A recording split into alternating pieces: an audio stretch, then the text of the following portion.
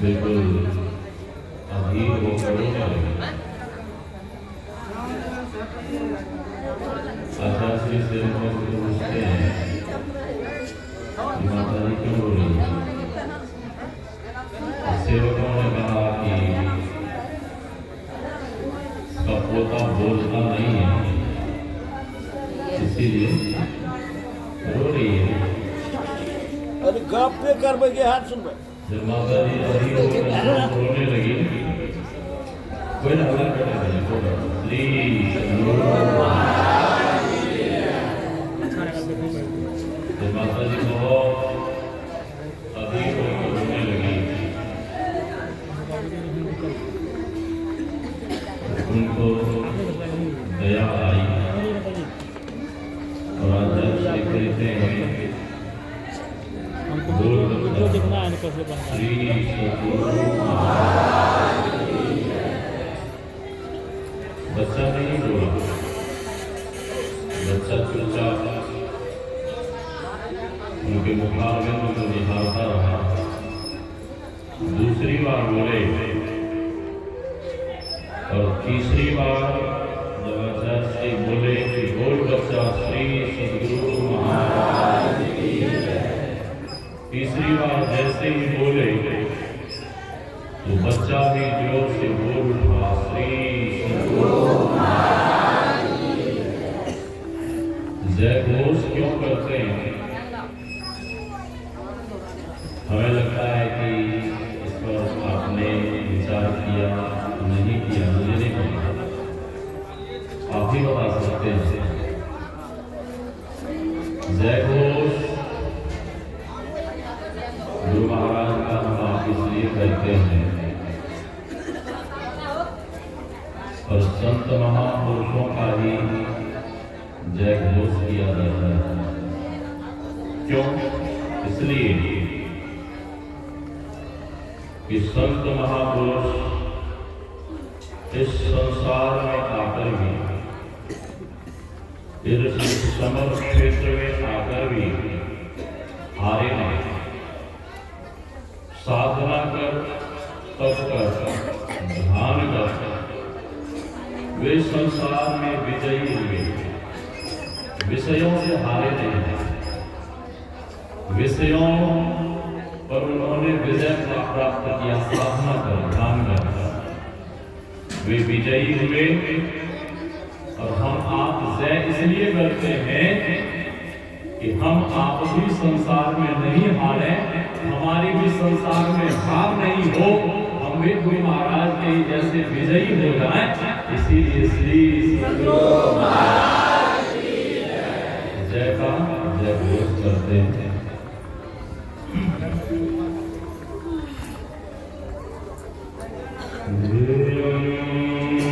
सदा परिभवग्न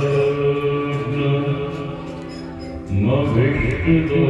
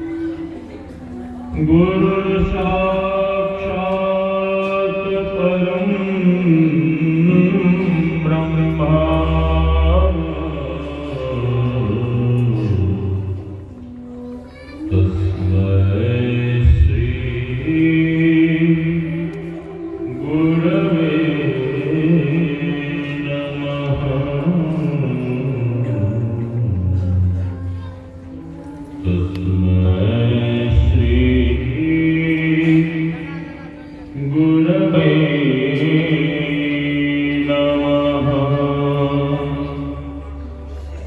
धन्य धन्य सद्गुरु सुखद महिमा कही न जाए।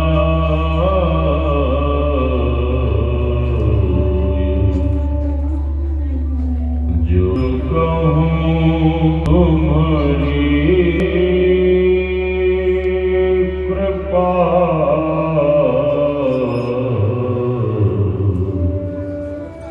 ते कछु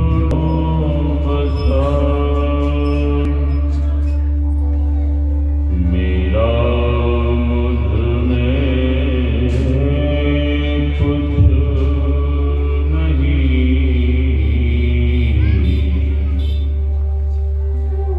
जो कुछ है गुरु तोय तेरा तुझको सौंपता।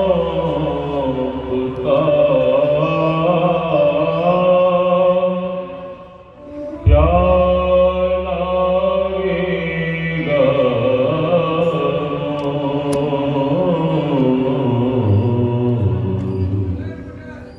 क्या लागेगा।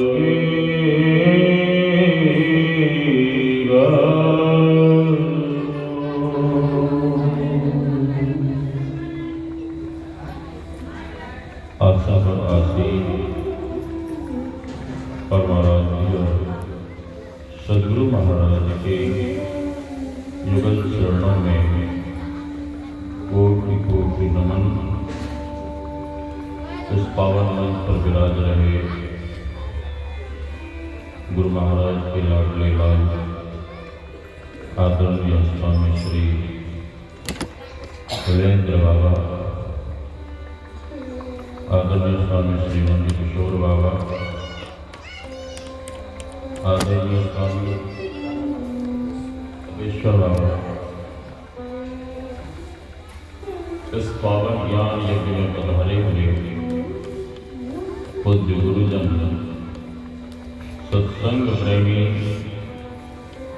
महानुभावों, माताओं एवं भक्तिमती बहनों, आप सबों के भीतर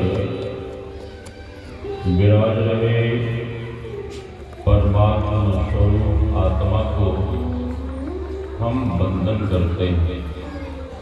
श्री राम मैं सब जग जानी, करो प्रणाम जो युग पानी। यही भाव लिए हम आप सत्संग ज्ञान की गंगा में अवगाहन कर अपने तन, मन और अंतःकरण को शुद्ध तथा पवित्र बनावें। अभी हम आप जत्र तत्व से एकत्र होकर ये मासिकाधिवेशन में संत महापुरुषों के सानिध्य में बैठकर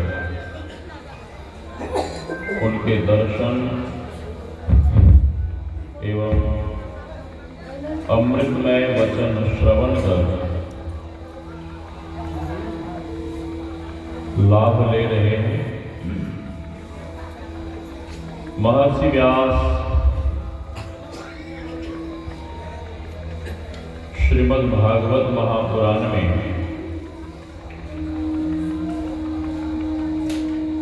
सत्संग की महिमा का वर्णन करते हैं। भाग्योदयेन बहुजन्म समर्जितेन सत्संगमं च लभते पुरुषो यदा वै। अज्ञान हेतु कृत मोह मदांधकार नाशम विधाय ही तदोदयते विवेकः। जब हम आपका भाग्य उदय होता है तब हम आपको सत्संग मिलता है। सत्संग मिलने से क्या होता है? महर्षि व्यास कहते हैं अज्ञान, जीवन में जो अज्ञानता है उसकी समाप्ति हो जाती है। मिलता क्या है? तदोदयते विवेकः, विवेक की प्राप्ति हो जाती है। जैसा कि बाबा तुलसी ने लिखा है, बिनु सत्संग विवेक न होई। और बाबा तुलसी कहते हैं यह सर आवत अति कठिनाई, यह अवसर बड़ी ही कठिनता से हम आपको मिलता है। और राम कृपा, परमात्मा की दया के बिना यह अवसर हम आपको नहीं मिल सकता।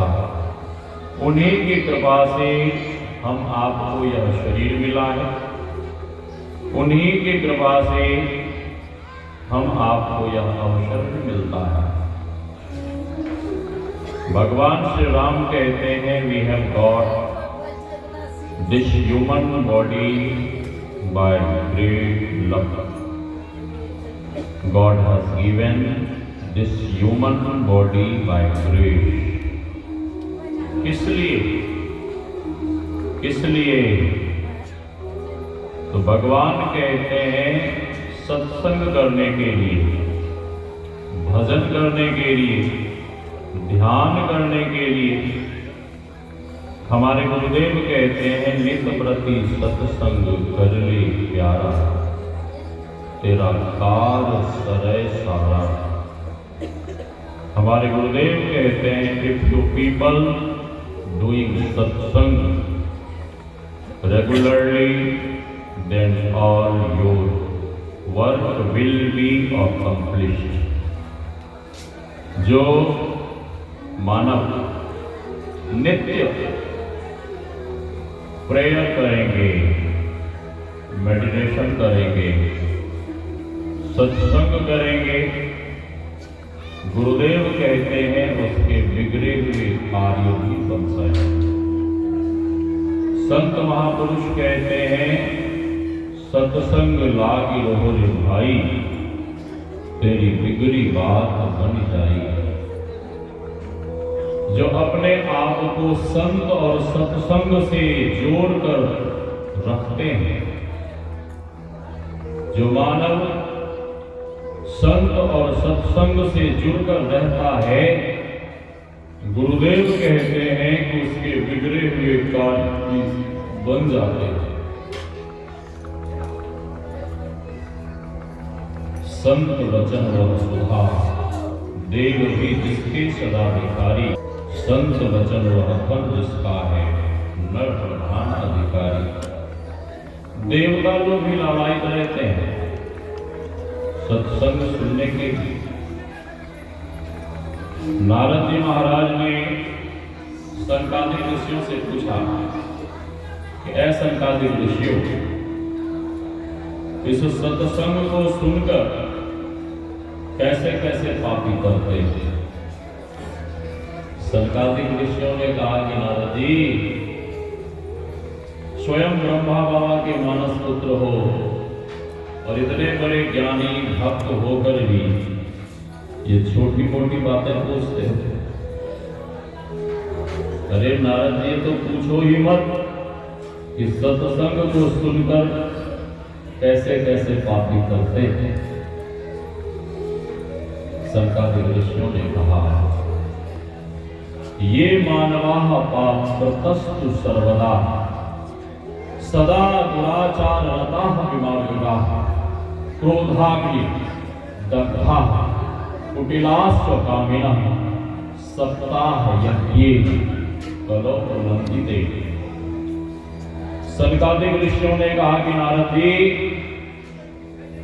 जिन्होंने जीवन में पाप के अतिरिक्त और कुछ भी नहीं किए हों, जो प्रथम श्रेणी का, उच्च श्रेणी का पापी है, अधम है, पतित है और क्रोधाग्नि दग्धा, जो नित्य क्रोध करता है, कलह करता है, क्लेश करता है, दुराचार में प्रवृत्त रहता है। सनकादिक ऋषि कहते हैं कि जिन्होंने पाप के अतिरिक्त जीवन में और कुछ भी नहीं, ऐसा परम पापी भी खूब मन लगाकर एक सप्ताह तक सत्संग सुन ले तो ऐसा परम पापी भी सत्संग के प्रभाव से पावन हो जाएगा, पवित्र हो। नारद जी ने पूछा कि महाराज, क्या आप ऐसे ही प्रवचन दे रहे हैं कि ऐसा कभी हुआ भी है? सनकादिक ऋषियों ने कहा हाँ हुआ है। कब? तब सनकादिक ऋषियों ने एक पुरातन इतिहास सुनाया। आत्मदेव, धुंधकारी और गोकर्ण जी महाराज की कथा सुनाई। धुंधकारी जब मरकर प्रेत बन गया था तो गोकर्ण जी महाराज ने एक सप्ताह तक नियम पूर्वक सत्संग श्रवण कराया और जब सत्संग यज्ञ की पूर्णाहुति हुई तो 7वें दिन धुंधकारी दिव्य रूप में सामने प्रकट हो गया और धुंधकारी गोकर्ण जी महाराज पूछते हैं कि आप कौन हैं? तो धुंधकारी कहता है अहम भ्राता त्वदीयोष्मि धुंधकारी नामतः स्वकीय नैव दोषेण। भैया आपने हमें पहचाना नहीं, मैं आपका ही भाई धुंधकारी हूं और स्वकीय नैव दोषेण, अपने ही किए हुए पाप कर्म के कारण मैं प्रेत बन गया था, लेकिन धन्या भागवती वार्ता, धन्य है ये सत्संग, भगवान की कथा। इस कथा मात्र को सुनने से प्रेत पीड़ा विनाशनी, वो प्रेत पीड़ा हमारी चली गई और मैं सत्संग की महिमा के ही कारण आपके सामने दिव्य रूप में खड़ा। गोकर्ण जी महाराज को बहुत प्रसन्नता हुई कि सत्संग की कितनी महिमा है। एक सच्ची घटना सुनाई देता हूं, समस्तीपुर में हसनपुर की घटना है। मैं और बढ़िया से बोलता हूं, ठीक है, और बढ़िया से बोलता हूं। हमारी आवाज और अच्छी है लेकिन मन के लायक साउंड नहीं है, ठीक है। पीछे भी ऐसा ही साउंड था। यहाँ श्री सद्गुरु महाराज, एक नवयुवक करोड़पति, कितने बजे तक बोलना है बता दीजिए? 4:15। श्री सद्गुरु महाराज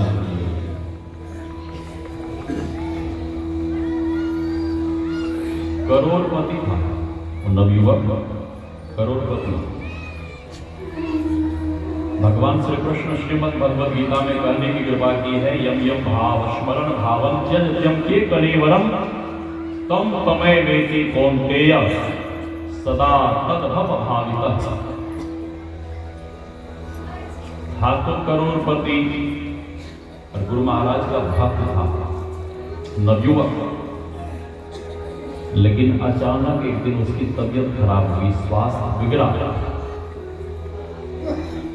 और इतना सख्त बीमार हुआ तो उसे चिंता सताने लगी और मन में चिंता होने लगी कि मेरे पास तो इतनी संपत्ति है, धन है, इसको कौन संभालेगा, इसकी देखभाल कौन करेगा। और यही चिंता करता हुआ वह देह त्याग कर देता है, मर जाता है। अंतमति सागति, शास्त्र ने विधान बना दिया है, विधाता ने विधान बनाया है कि आपकी आसक्ति यदि वस्त्र में है, माताएं बहनें बहुत सारे कपड़े, महंगे महंगे कपड़े खरीद कर अलमारी में बंद कर रखती हैं। कुछ पुरुष वर्ग के भी लोग जो शौक वाले होते हैं, कोई मांगने आएगा तो देगा नहीं, ठीक है। और अचानक कहीं मौत हो गई तो चीलर बनेगा। एक दूसरे की निंदा करते हैं। अच्छे अच्छे लोगों को हमने देखा, अच्छे अभी बाबा सुना रहे थे ना, फुलंदर बाबा, अच्छे अच्छे बुद्धिमान ज्ञानी लोगों को हमने देखा है कि एक दूसरे की शिकायत करते हैं, एक दूसरे की निंदा करते हैं, ठीक है।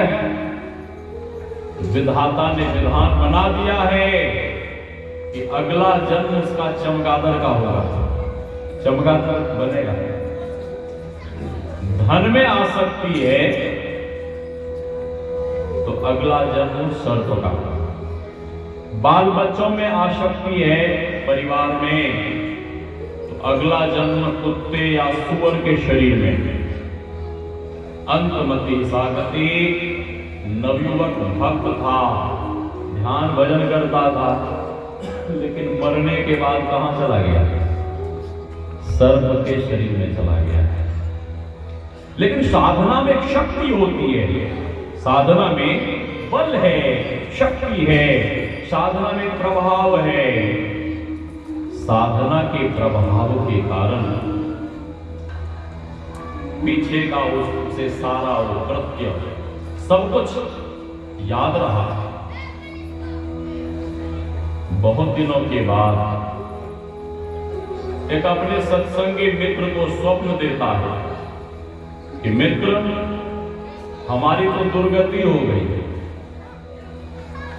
सत्संगी मित्र ने कहा, गए तुम तो अच्छे भले भजन करते थे, सत्संग करते थे, दुर्गति कैसे हो गई? नवयुवक सर्प बना साधक कहता है कि मित्र, धन में आसक्ति होने के कारण हमारी दुर्गति हो गई, तो मैं क्या करूं? सर्प बने साधक ने कहा कि मित्र, मुझे गुरु महाराज के ऊपर पूरा विश्वास है। गुरु महाराज के ऊपर क्या क्या विश्वास है? मित्र, कल प्रातः गांव के बाहर वट वृक्ष है, वहां आना और मेरा नाम लेके पुकारना। मित्र, मेरे ऊपर थोड़ी सी कृपा करना, वहां मेरा नाम लेके पुकारना, मैं बिल से बाहर आऊंगा और जैसे ही बिल से बाहर आऊंगा, मुझे देखकर तुम डरना मत। थोड़ी देर बैठकर जप कर देना, ध्यान करना, स्तुति प्रार्थना करना और पदावली से गुरुदेव के केवल 5 वाणी को गा के सुना देना। मित्र, तुम इतना कर दोगे तो मुझे गुरु महाराज के ऊपर इतना विश्वास है, इतना करने से ही गुरु कृपा से मैं सर्प जोनी से मुक्त हो जाऊंगा। इस साधक को, सत्संगी को भय हुआ कि कहीं मैं जाऊंगा और सर्प बाहर आएगा, कहीं काटेगा तो मैं तो मर ही जाऊंगा। हाँ, तो चला गया तपेश्वर बाबा के पास कि बाबा चलो ना, थोड़ी देर सत्संग कर। बाबा ने कहा कि तुम्हारे मित्र ने सत्संग करने तुमसे कहा है, हमसे कहा है? तो नवयुवक कहता है कि हमसे कहा। बाबा ने कहा कि तुम जाके करो। ठीक है। नवयुवक गया और जैसे ही वट वृक्ष के पास पहुंचा, तो देखता सचमुच में बहुत बड़ा खोडर है पेड़ के जड़ में बिल। अपने मित्र का नाम लेकर पुकारा और जैसे ही अपने मित्र का नाम लिया, सचमुच में बहुत बड़ा विस्फर सर्प बिल के भीतर से दौड़ता हुआ उसके सामने आके फन जोड़कर खड़ा हो गया। अब उसे डर भी लगे कि कहीं काटेगा, ध्यान में बैठूंगा, कहीं काटेगा तो मैं तो मर ही जाऊंगा। इस तरह की एक बार घटना घटी है बनियारपुर में, ऐसा हुआ है। तो मर जाऊंगा, लेकिन फिर सोचता है कोई बात नहीं, मित्र की भलाई के लिए, मित्र के उपकार के लिए मेरे प्राण भी चले जाए तो कोई बात नहीं, ठीक है। आजकल फेसबुक पे हजारों फ्रेंड बनाते हैं, हजारों दोस्त बनाते हैं, मोबाइल वाले मानव हजारों दोस्त बनाते हैं, लेकिन घर में जो सगा भाई है उससे बात भी नहीं होती। सही बात है, सही बात है। महात्मा झूठ नहीं बोलता, महात्मा गलत नहीं बोलता, महात्मा जो देखता है वही बोलता है, ठीक है। लेकिन वो फेसबुक वाला फ्रेंड जब धोखा देकर गले में रस्सी लपेट कर लटकाकर मार देता है, जहर खिलाकर मार देता है, धोखे से सूट कर देता है, धोखे से पेट्रोल छिड़क कर आग लगा देता है, तो घर का सगा भाई ही बाद में काम आता है। सही बात है, हाँ। तो मित्र कैसा होना चाहिए, सुदामा जी से हम आपको शिक्षा लेनी चाहिए। भाई भाई का प्रेम कैसा होना चाहिए, यह शिक्षा भरत भैया से लेनी चाहिए, ठीक है। लोगों ने पूछा कि भरत जी आप गुफा में क्यों रहते हैं? राम जी ने तो आपके लिए राज्य छोड़कर वन में हैं। महाराज भरत ने कहा नहीं, राम जी मेरे बड़े भैया हैं और मेरे प्रभु भी हैं, भगवान हैं। वे अभी जमीन पर विश्राम कर रहे हैं। मर्यादा की बातें मैं सुना रहा हूं। जमीन पे विश्राम कर रहे हैं और मैं भी जब जमीन पे विश्राम करूंगा तो उनकी और हमारी बराबरी हो जाएगी। तो गुफा में क्यों रहते हैं? उन्होंने कहा माता जानकी का जन्म इसी धरती से हुआ है और इस गुफा का भी जन्म इसी धरती से हुआ है, और मैं जब गुफा में रहता हूं तो मुझे मानो ऐसा लगता है कि मैं माता जानकी की गोदी में विश्राम कर रहा हूं। और बच्चा जब मां की गोदी में रहता है तो बिल्कुल निर्भय निश्चिंत होकर रहता है। इसीलिए मैं गुफा में हरा पे कब आएंगे आप? भरत भैया कहते हैं कि जब प्रभु श्री राम राज सिंहासन पर विराजेंगे, व्यास गद्दी पर विराजेंगे, राज सिंहासन पर विराजेंगे, तब फिर मैं धरा पे विश्राम करूंगा। वो नवयुवक बैठकर जप करता है, ध्यान करता है, स्तुति प्रार्थना की और पदावली से गुरुदेव के 5 वाणी को गाकर सुनाया। पदावली से गुरुदेव के 5 वाणी को गाकर सुनाया और तब तक वह सर फन जोरे सुनता रहा, फन जोरे सुनता रहा। लेकिन जैसे ही इस साधक ने आरती शुरू की, वह सर आरती को श्रवण करता हुआ अपना फन जमीन पे रखता हुआ सर्प देह का त्याग।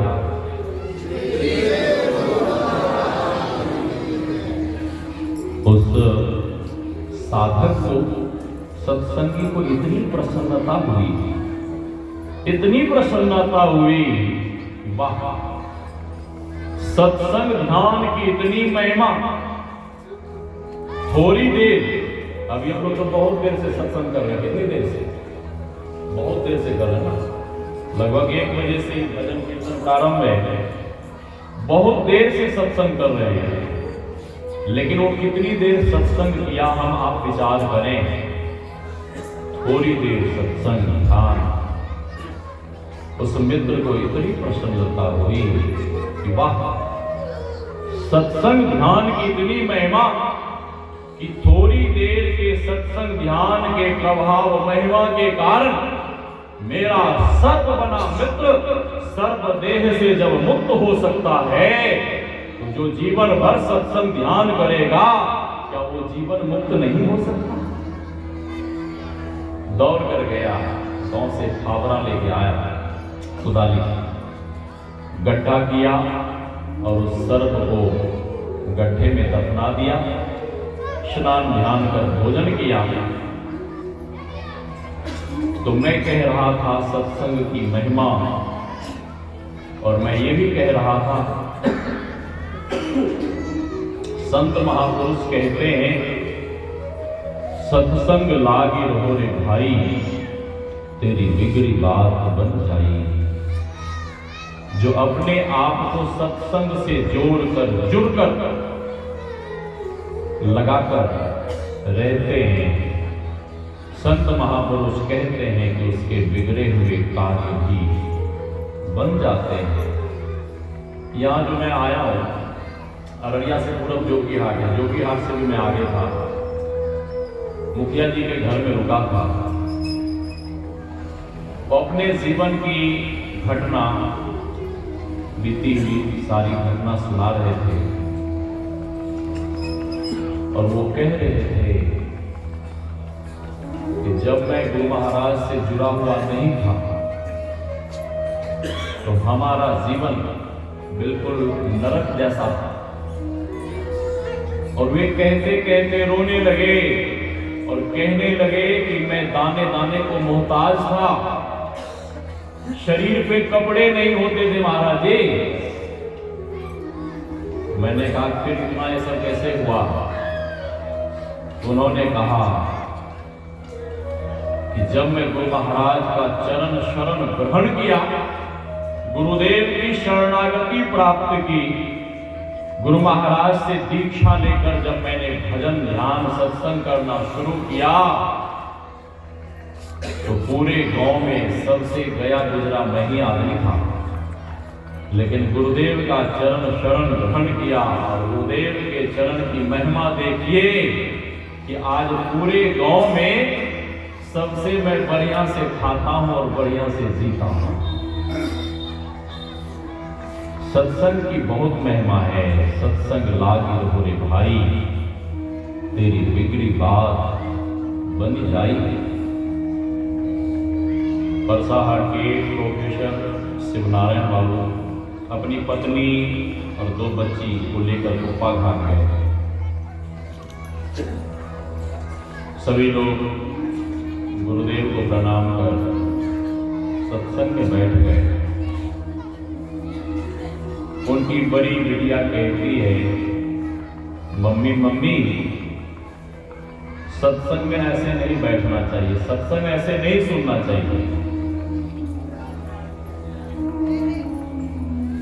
उसकी माँ कहती है कैसे सुनना चाहिए? माँ कहती तो बच्ची कहती है कि सत्संग गंगा स्नान कर पवित्र होकर तब सुनना चाहिए। इसकी मां कहती है पगली, गंगा स्नान करने से तो केवल शरीर शुद्ध होता है, शरीर पवित्र होता है, लेकिन सत्संग सुनने से तो तन मन अंतःकरण सब कुछ शुद्ध और पवित्र होता है। बच्ची का मन नहीं लगा, चली गई खेलने के लिए गंगा जी के किनारे। गंगा जी में प्रविष्ट होकर जल पूरा करने लगी, और गंगा जी में खेलती हुई पानी के बहाव में, गंगा जी के बहाव में बहने लगी, डूबने लगी।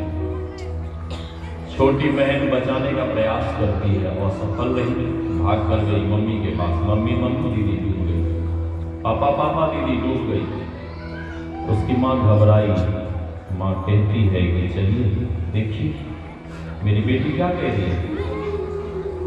प्रोफेसर साहब के समर्पण भाव को देखिए। एक सत्संगी को, एक गुरु भक्त को कितना समर्पित होना चाहिए, उनके भाव को सुनिए आप। प्रोफेसर साहब कहते हैं मोबाइल साइलेंट कर लीजिए। जिन जिन के पास मोबाइल में फोन है साइलेंट कर लीजिए, या जरूरी बात करनी है तो बाहर जाके बात करिए।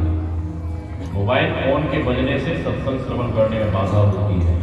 श्री सद्गुरु, मैं जैसे ही सत्संग में बैठता हूँ मोबाइल बिल्कुल फ्लाइट मोड में डाल देता हूँ। किसी का फोन नहीं आ सकता, कोई फोन करे किसी का फोन नहीं आएगा। श्री सद्गुरु। पत्नी घबराई, रोती हुई कहने लगी चलिए चलिए मेरी बेटी डूब गई। प्रोफेसर साहब कहते हैं कि यदि मेरी बेटी डूब गई तो मैं उसे जाकर के नहीं बचा पाऊंगा। और यहां गुरुदेव का सत्संग चल रहा है, गुरुदेव ज्ञान दे रहे हैं, और गुरुदेव के ज्ञान को मैं छोड़कर गया तो मैं स्वयं इस भवसागर में डूब जाऊंगा।